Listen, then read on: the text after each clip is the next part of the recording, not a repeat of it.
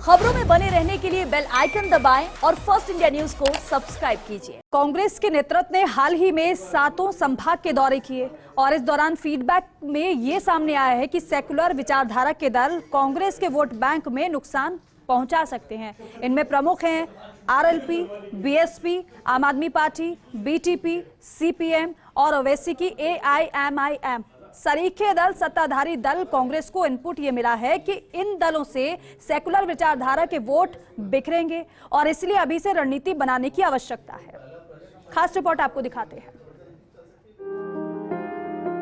भले ही राष्ट्रीय स्तर पर बीजेपी विरोधी दल एकता की कितनी ही बात करे, लेकिन हकीकत ये है कि कई राज्य ऐसे हैं जहां चुनावों में सेकुलर सोच रखने वाले दलों ने कांग्रेस को भारी नुकसान पहुंचाने का काम किया।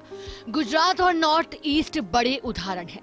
अभी कर्नाटक में भी कांग्रेस को बीजेपी के साथ साथ जेडीएस से जूझना पड़ रहा है। राजस्थान में बीते चुनाव में ही उदयपुर संभाग में बीटीपी ने कांग्रेस को नुकसान पहुंचाने का काम किया। अब ओवैसी की पार्टी एआईएमआईएम की सक्रियता ने प्रदेश कांग्रेस नेतृत्व के कान खड़े कर दिए। मुस्लिम बहुल इलाकों के ओवैसी के दौरों ने कांग्रेस के मुस्लिम लीडर्स को सोचने पर मजबूर कर दिया। करीब 50 सीट तो ऐसी है जो ओवैसी ने छांट ली है। यहाँ मुस्लिम वोट निर्णायक हैं। कांग्रेस के दिग्गज मुस्लिम नेता मानते हैं कि ओवैसी के मंसूबे पूरे नहीं होंगे। आप कब तक इमोशनल भाषण देके, ओवैसी जी आते हैं कुरान मजीद का एक सहारा लेकर के, एक तिलावत के साथ, कहीं ना कहीं मेरे भाइयों के साथ इस तरह का हो रहा है जो कर रहे हैं, उनको सोचना चाहिए। क्या जब गुजरात के लोगों के साथ हुआ तो क्या ओवैसी जी बोले? क्या यूपी में बोल रहे हैं? ये भाजपा के वोट काटने की मशीन के रूप में कर रहे हैं। राजस्थान में जिस तरह से इमोशनल भाषण देके जा रहे हैं, क्या ओवैसी जी एक बार सोचना चाहिए, रमजान का महीना है, क्या आपको आखिरत की जरूरत नहीं है? क्या आपके अमाल आपके काम नहीं आएंगे? क्या आपको जवाब देना नहीं पड़ेगा? क्या आपको 2.25/6 की जगह की जरूरत नहीं पड़ेगी? आप जिस तरह के एक इंसानियत के साथ जिस तरह का गला घोटने का प्रजातंत्र का काम कर रहे हो, आप निश्चित रूप से आपको एक बार सोचना चाहिए। जिस तरह की राजनीति आपके वालिद ने की, उस तरह की राजनीति करें, नहीं कि आप भारतीय जनता पार्टी के इशारों पर राजनीति करें। राजस्थान में आरएलपी, बीटीपी और बीएसपी तीसरी बड़ी सियासी ताकत है। आरएलपी का नागौर और जाट सीटों पर असर है।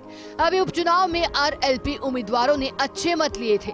हनुमान बेनीवाल सांसद हैं और 3 विधायक भी हैं। बीएसपी के बीते चुनाव में 6 विधायक जीते थे। ये अलग बात है कि वो कांग्रेस में चले गए थे। दलित वोटों पर आज भी मायावती का कुछ हद तक प्रभाव रहता है।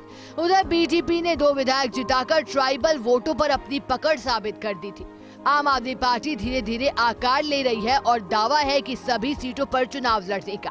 सीपीएम का शेखावाटी अंचल में प्रभाव किसी से छिपा नहीं। सर्वे बताते हैं कि करीब 20% मुख्य दलों के उम्मीदवार वोट काटू सियासत का शिकार हो जाते हैं। जनता को समझाने की जरूरत नहीं है। हम लोग जनता के बीच जा रहे हैं। हम मोदी हटाओ का पोस्टर लगाएंगे।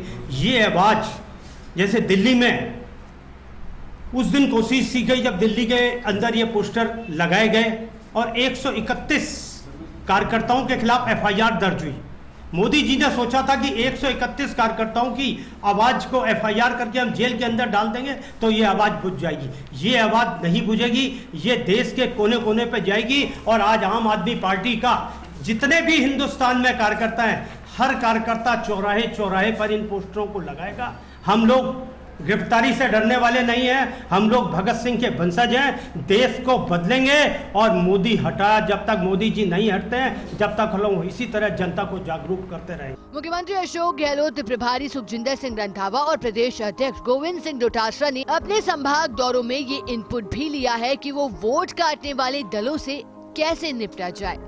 हाल ही में हमने देखा कि गुजरात के विधानसभा चुनाव में किस तरह आम आदमी पार्टी ने कांग्रेस को नुकसान पहुंचाया था और कांग्रेस अब तक के अपने सबसे निम्नतम स्कोर पर आकर खड़ी हो गई थी। राजस्थान की कांग्रेस भी उन दलों को लेकर बेहद गंभीर है जो कांग्रेस के वोट बैंक में अलग अलग तरह से सेंध लगाने का काम कर रहे हैं, चाहे वो मुस्लिम वोट बैंक हो, चाहे वो दलित वोट बैंक हो और चाहे अन्य सामाजिक वोट बैंक हो। यही कारण है कि कांग्रेस की लीडरशिप अभी से उन दलों के प्रति सचेत हो गई है जो राजस्थान में 2 दलीय चुनाव के बजाय चौकोणीय चुनाव के हालात पैदा करना चाह रही हैं। कैमरा जर्नलिस्ट संजय के साथ योगेश शर्मा, फर्स्ट इंडिया, जयपुर।